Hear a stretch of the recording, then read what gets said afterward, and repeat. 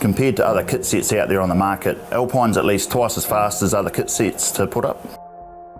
One of the great things with Alpine building sheds is the bird-proof rafters and the welded cleats on there. Just makes it so much easier for the guys, a lot faster.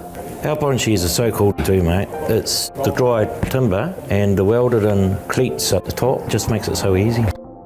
Builders turned up and they said, oh, this is easy. The guys that put them up have done quite a few sheds and they said this was by far the easiest. Something I get back from a lot of the builders, sometimes the builders are there when we're unloading and they just, how easy they are to build.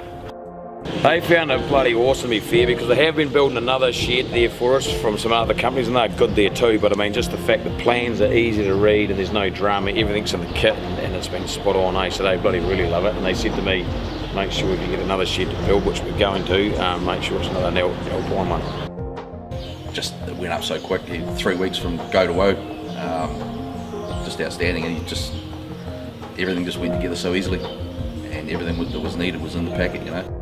A good friend of mine has just recently built a big hay barn, and I'm pretty sure Gordon's done 2 or 3 of your sheds now, and he just says how easy they are to put together.